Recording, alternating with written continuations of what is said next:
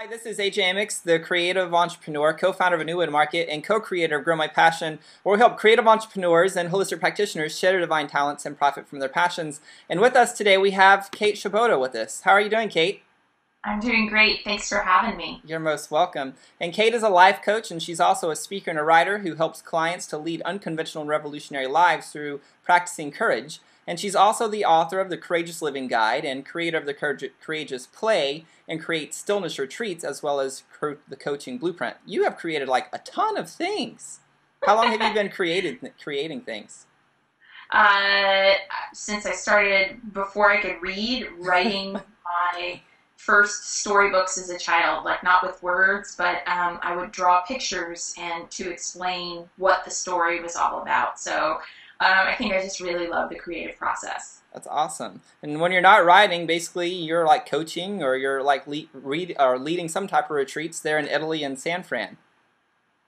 It's been a while since I've led a retreat, but yes, that has definitely been a part of my business. Mostly what I focus on these days is a lot of writing and then working with clients either in a personal development capacity or with other coaches or people who are entrepreneurial minded who want some consulting. Perfect. I love it. I love it. So let's just go ahead and hop into some of the questions here. So tell us a little bit about yourself and how you got started. And you're the courageous Kate. So how did all that come about?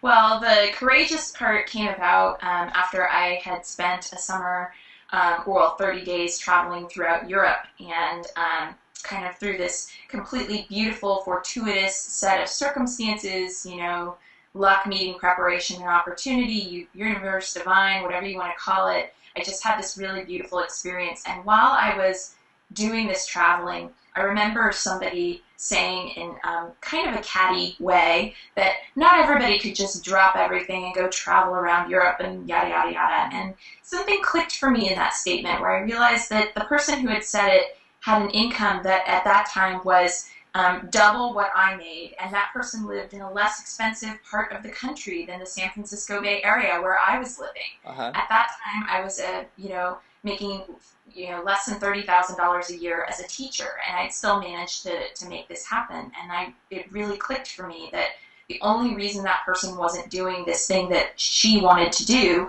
was that she was making different choices than I was making, and that was because of fear. And that I could see all over my life, like, wow, I'm kind of good at this thing where I get something about fear, that I can feel afraid, I can dive in anyway, and every time I do that, something in my life transforms. And that got me really wildly excited about spreading that message to other people.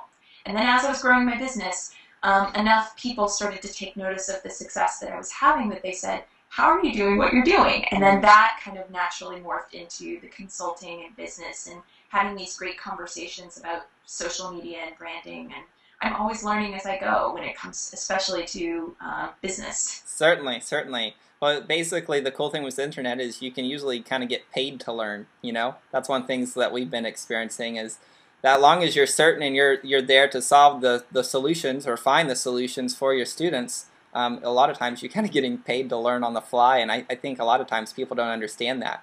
They think that you have to have all the answers before you can come into a marketplace, before you can do what you love. But if you're real with people and you're honest with people and you're dedicated to helping them figure it out, you can just kind of figure it out on the way. Have you experienced that with some of your clients? It's not really how I tend to roll. Okay. I really actually, now I figured it out.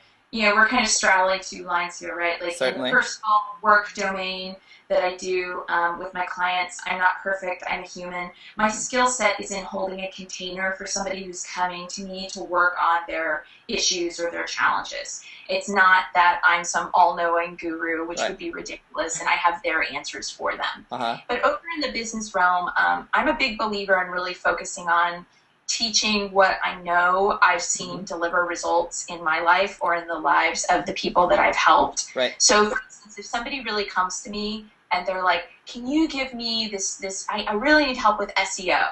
It's like, I'm not your SEO girl. You want to know how to drive traffic? We'll rock that. Yeah. You want to know how to make social media meaningful? We can do that too. But SEO, just not my thing. Right. I'll refer you to somebody where it is their thing. Yeah, certainly. Good. So you're just kind of sticking to your strengths. Just what you enjoy. Yes, very much. Very good. Absolutely. A lot of times, we notice like a lot of creatives and a lot of holistic practitioners as well, is that they kind of are all over the place. Like, you mentioned kind of within the whole dynamic of marketing, you have SEO and you also have social media and you also have creating content. And a lot of times, a lot of internet marketers, they try to do a little bit of everything, like the SEO and the social media and the content creation. And I think it's great when people kind of just funnel in and focus in on exactly what they enjoy doing instead of trying to do all of it. So good job on that.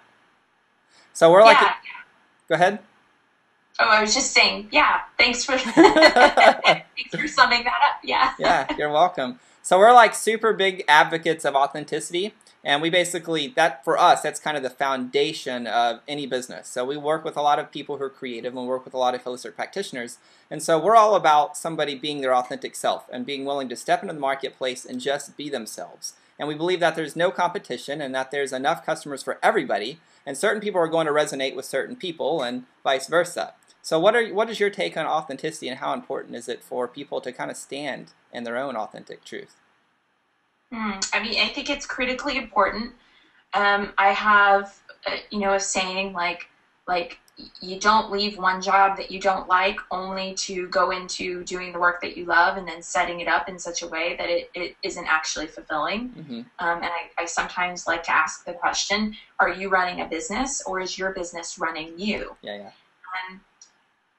I think that I definitely hear people talk a lot about the struggle to find their authentic selves. I think that it takes time. I think it takes giving yourself some gentleness and some space to see what works for you. Mm-hmm. I had done part-time coaching for a long time before I ever said I want to make this an entire business endeavor. And when I made that initial switch from like part-time side deal to this is my thing, I tried a lot of things. And for instance, I tried giveaways, but I really hated doing them actually. On a regular basis. I can do a giveaway now and again, but for the most part, I really hated doing them. And the reason I really hated doing them is because they didn't feel connected. They didn't feel authentic. I'd see people show up at my site who only really wanted to enter for the giveaway, and they didn't really stay around to like connect or get the message. So I just kind of went, even though these are actually incredibly effective, so anybody who's thinking about it, put it in your back pocket, because if you don't have an aversion to them the way I do, it can be really effective for you. Even though these are effective, and a lot of people would say that I'm crazy, this just isn't for me, and that's not what I want to do. And so I pulled away from doing giveaways. Same thing with monitoring comments on my site. I took comments off my site because it felt like it was too much to have to monitor, and I felt like we could have the same conversations on my Facebook wall. Yeah. So all these little places where you experiment with things when you're getting into business and you find what works for you. And I'm big on integrity. Like this is a foundational piece to be in integrity with myself and to really take responsibility for my life. And I don't think it's in integrity for anybody to do things that don't feel good to them. So the takeaway then would be check your body, because your body doesn't lie. The somatic response in your body to running a giveaway, you're either going to feel kind of excited as you see people entering, or you're going to feel kind of like, oh, this feels like a lot to manage. Check that and then follow that. And that's a great way to really stay connected to what's authentic for you as you're trying to figure this out. Certainly. And so if you're not doing a giveaway, what's working for you? The thing that's been most effective for me and for my business has been to place a lot of guest posts. That seems to be the thing that really has always gotten me the most traffic and the most interest. And I actually recently added to my site this free Triple Your Traffic ebook for subscribers, because the other big thing that I did, especially during this first year, it was such a great happy accident actually, was to do interviews like what we're doing right now. So I literally went to my bookshelf and I said, here are these authors that I think are really amazing and I would love to interview them. And why don't I contact them and ask if they'll do an interview? Because what's the worst thing that can happen? They'll say no. Right. And so I get these interviews with, I don't know how much everybody's going to know these names, but like with Sark, who's like this like best-selling, creative, guru, and Brene Brown, who's this amazing TED Talk researcher, and just all these people that I was really interested in just hearing what they had to say. So I set up an interview with them. I promoted it on my site. they promoted back. It was a total happy accident. Nice. There was nothing strategic about it. Right. So now I recommend other people taking the same approach. Nice. Yeah, yeah. We haven't got into guest blogging yet, but I've heard a lot of people, including yourself, talking about how this is rocking your world. We've been doing a lot more direct response stuff recently, and it's working well for us. Just kind of partnering with certain people. Yeah, you've got to find what works best for you. Exactly. And there's so much to choose from. You just, like you said, have to experiment and find what works best for you, and then kind of go from there. Yeah, and be gentle with yourself along the way. Like, don't get into that discouraging pattern of, I can't figure it out, I can't figure it out, I can't figure it out. Like, you got to figure it out. Yes. Just keep trying. One of the things we've learned about our students is that they have like this fear of shining their light. So what's some advice that you'd give to anybody that's trying, they want to step out into the marketplace and do what they love, but maybe they're scared, and so how do they get courage to take those steps? Well, I think courage is something that, it's not something you have or don't have, it's something you choose to practice or not. Yeah. And with that definition I talked about of courage being about feeling afraid, diving in any way, and transforming, I would say I view the whole process of being in business as this sort of psycho-spiritual experience where all the shit that triggers me is going to come up. It's going to come up around money. It's going to come up around accountability, my own and other people's. And so I would really suggest this kind of radical thing. Instead of giving like 3 ways to never feel fear again, I'm big on how do you actually look at that fear? Like, why is it showing up? Why is it showing up the way it is? And why is it showing up in particular around this idea of you shining your light? Because before you had this moment of fear around shining your light, you had some other moment that was connected to pure love or higher self or whatever you want to call it, that was really, really clear that had you go, I'm going to put a website up, right? Like there's something that guides you from a really pure place to get started. And then something stumps you later on. What's that something that stumps you? How's it a learning experience? And I'm not meaning to sound all like, pithy, woo-woo, purple light and sage smudge here. I'm really asking in a no bullshit kind of way. Like, this is not coming up as some kind of random accident. There's some way that the micro issue of whatever's triggering you in your business in that moment is related to a macro issue in your life. And so why not work on it on either level that you choose? What's present is the business level. Work on it on the business level because that's what's there for you right now. Right. Very good. Very good. Thanks. And also, I've noticed, like, on your stuff, like, you use your picture on your social media, like, everywhere. And they're very good pictures. So you had, like, a good photographer come and took out the pictures. But some people want to use their logo, and so they're, like, trying to hide behind this facade of basically their corporate nature or business. How important have you found it to be willing to kind of step out from behind your company's brand and just allow Kate to be Kate? I think that's everything. I wouldn't want anyone watching this to see the place that I'm at now and think, oh, she's got some way of being or doing it that I don't have. I so completely, totally, absolutely resonate with what you just described, right? Like that fearful, the hiding out, how do I shine? And I can't say enough how much it's a lot of it's about trial and error. For logos, I think to some degree it depends on what type of space you're trying to grow. Like if somebody is like Chris Carr, who did the Crazy Sexy Cancer books, and now it's Crazy Sexy Life, and now she's transitioning into Chris Carr. When she first started out, is more of a personal journey, and so I could see if she wanted to put her photo on everything, okay. When now it's a lifestyle brand, and it's not just about her personal journey, it's about a way of living a lifestyle, and so I can see the transition to the logo there. So I would make the choice about headshot versus logo, depending on where you want to go with it. So I was always really clear that Your Courageous Life as a website was not about a lifestyle brand, that it was about a perspective on living that someone might be interested in that is coming from me, even though coming from me, of course, it's a distillation of all the experiences, wisdom, teaching, time I've invested in learning. And so that's why it needed the personal touch. And if ever that changed and I wanted to make it a lifestyle brand, I might take my face off of it and make it the logo, because that would be more appropriate for a broad spectrum type of experience that I'd want my users to have when they show up. Certainly. And what I hear you saying is that basically to start where you are.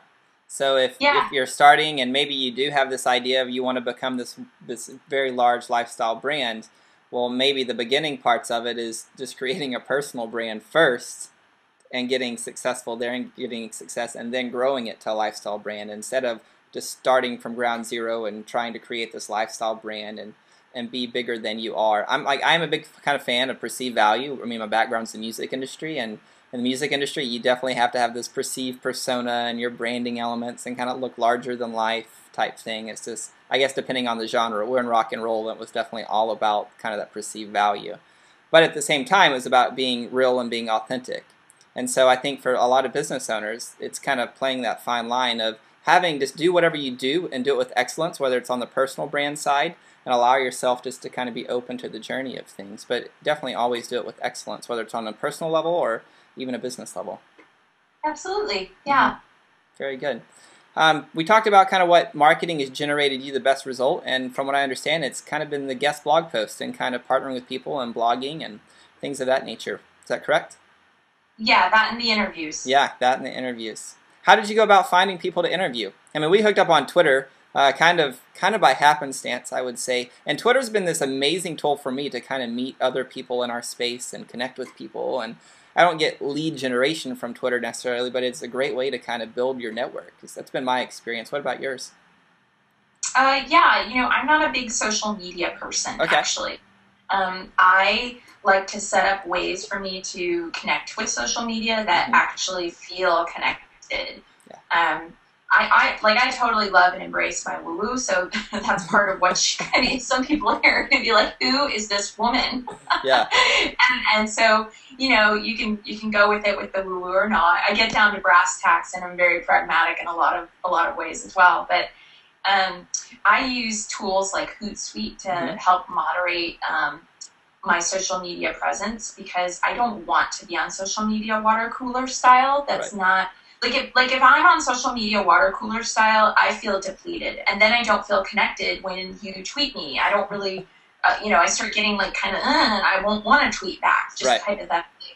But if I use Hootsuite and I pre-schedule a couple of things that fit my purpose for being on social media, then when I go in for my couple of checks a day, then I'm actually going to have the energy and the bandwidth to really connect with you. And related to that, I think it's pretty important, I talk about this in the coaching blueprint, getting a purpose for social media. I'm really clear that mine is not to be chatty with everyone. My purpose for social media is I really love to find those quotes that really just kind of hit you at the right moment. They light up your life. So what I'll do is I'll pre-schedule into my Hootsuite a quote that I'll broadcast amongst my networks, and that quote, it's my hope, and it seems like people resonate with it, that quote's gonna hit right at that moment when you check Twitter. You're like, that totally lit up my day. Yeah. So that's my purpose for social media, Awesome. and I think everyone should have one. Yeah. And it sounds like when you post something, you're posting it more so just because it resonates with you, not necessarily because you think it will resonate with your end user, but I think more than likely just because it's resonating with you. Well, that's interesting. I don't know that's totally the case, because I do think sometimes I actually will post onto social media thinking about someone I know or one of my clients. What would they want to see? Right. So different things inform how I approach it. Very good. Very good. I know I post a lot of quotes too, and I usually, if I'm reading a book or listening to an audio series or whatever throughout my day, if something resonates with me and I'm inspired, I usually just share that. That seems to be working for me, and then it just happens that other people seem to be inspired by it as well. So I guess it just depends on whichever way works for you, Yes, and I think that let's go ahead and bring the strategy into the conversation, which is that part of this is personality driven, right? There's something that someone's resonating with your personality and the things that are important to you.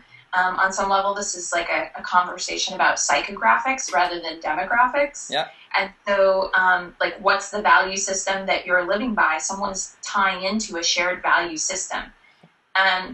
So like the takeaway that I would encourage people to really sit with is that whenever you see someone online and they just are like, just show up and be you, and it's so simple, and you think to yourself, if you're in a space of discouragement, like, well, fuck that. Like, I've been doing that. Nobody's showing up. Yeah. It's like, give it a little more time. Continue to look at what is causing fear for you about this space. And go ahead and really, like whatever resonates for you, try really just sticking to posting that. Yeah. And then work backwards. Instead of trying to figure everybody out and appeal to them, figure out what's working for you and then work backwards to see what values are linking you up. Because that's really the approach that I've ended up taking. It's like, I kind of just put myself out there, people show up, and then I go, what's happening that people want to show up for what I'm doing? Exactly. What is it that they like? And I start asking them questions like, what is it you like? And then they tell me, and I'm like, oh, that's what I'm doing for that person.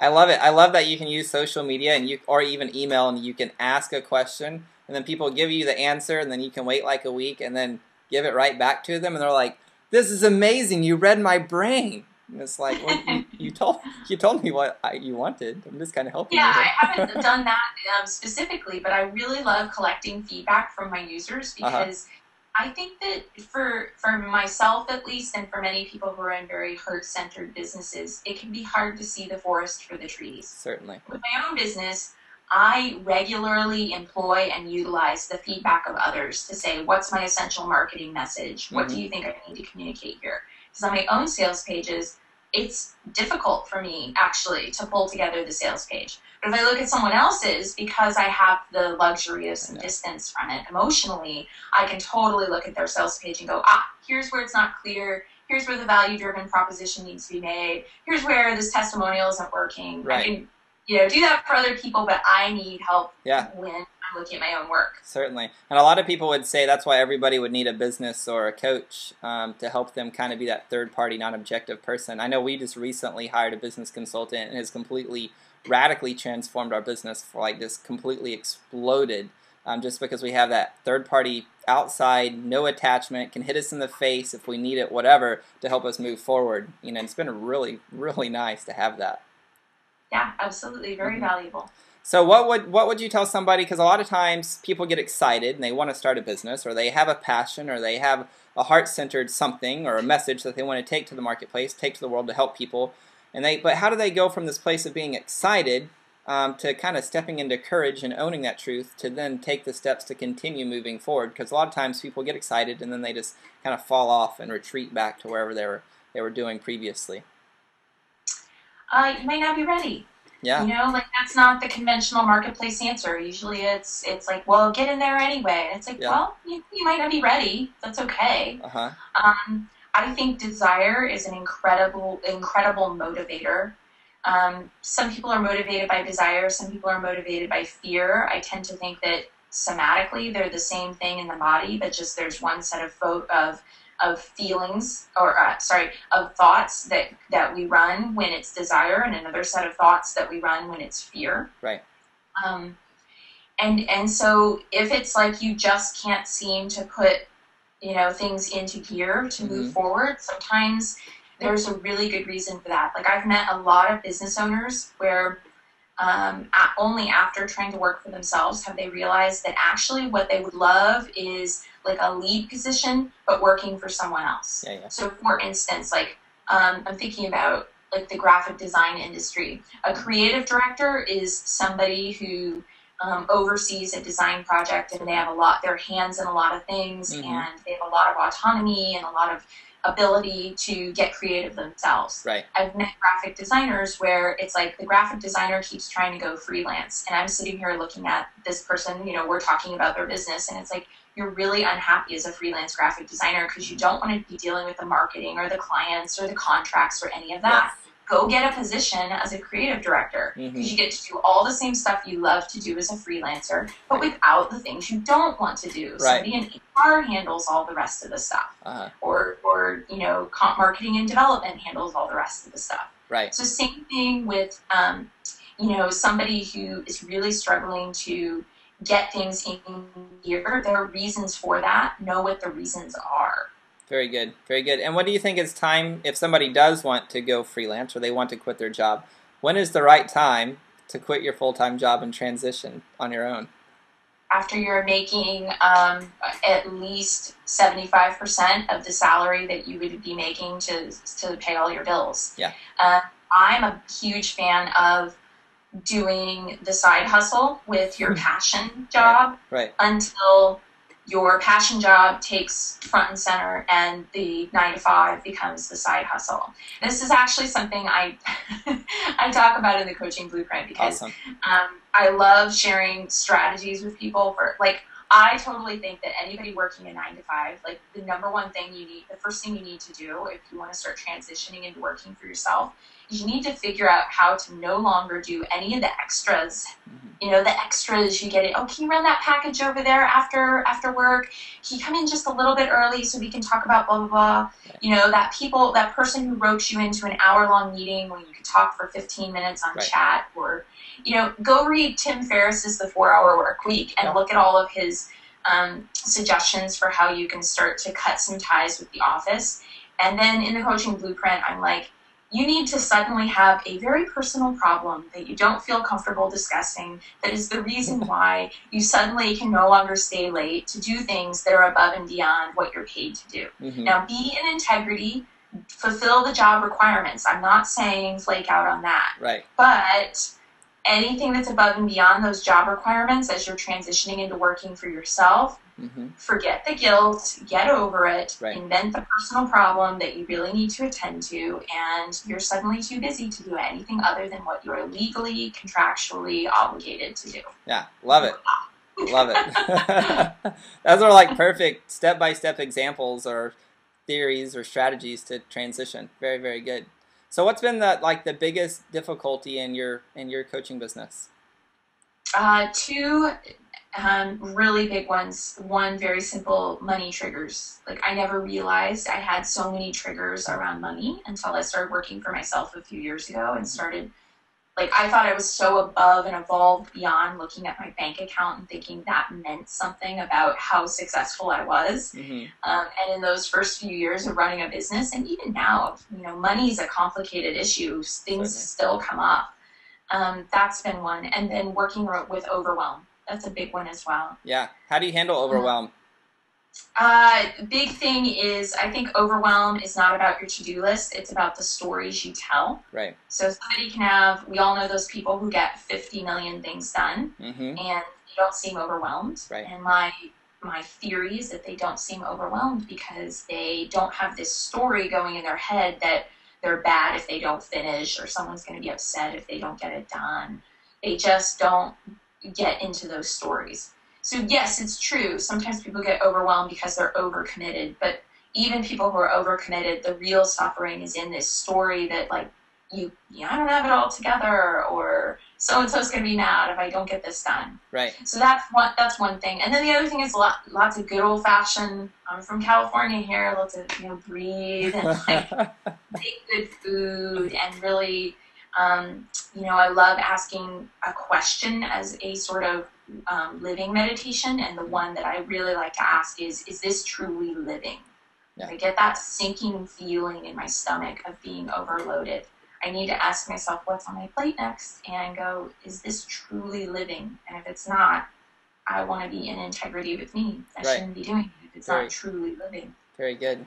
And if you had to do it all over again, what would you do differently? You know, nothing. No. Mostly because I would have hired people to help me sooner instead of trying to DIY my way through the whole thing. Very good. I would have, you know, but I even feel like I learned so much from that process, from the mistake-making process.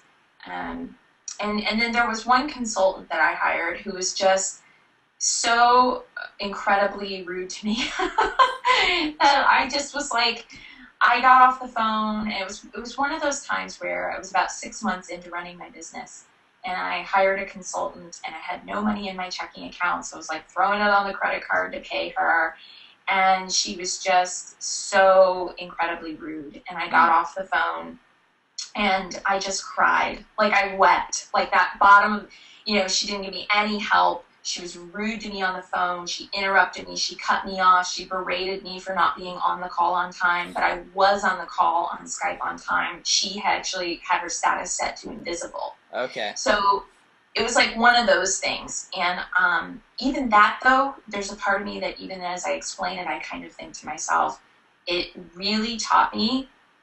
I mean, not that I think I would have ever been that way, but it really taught me how I did not want to be. And it really has driven me to create a lot of value in everything that I offer, so that nobody ever gets off the phone with me after a consult and thinks that didn't help me at all. And I just dug into my reserves to try to afford that. Yeah. So you mean when people call you, you don't hang up on them and yell at them? Imagine that, right? No, I didn't do any of those things. How funny. How funny. So where can people go to learn more about your coaching blueprint? You've mentioned that several times throughout this. So where can they go to learn more about that and learn more about you? Well, my main website is at yourcourageouslife.com, and if you want to learn specifically about the coaching blueprint, you can head to yourcourageousblueprint.com, and the information about it is all there. And I mean, the invitation is really just to hang out and see if the work resonates. And sounds like you actually are cultivating this really resonant, wonderful crowd over on your website. And I'm excited to hear what they think of the interview, and hoping that they get a lot of really useful takeaways from everything that we've been talking about. Certainly, certainly. I will definitely let you know what the feedback is. So thank you so much for spending your afternoon with us. We really appreciate it. Thank you. You're welcome. So, well, enjoy the day, and always remember, be passionate and be profitable. We'll talk later.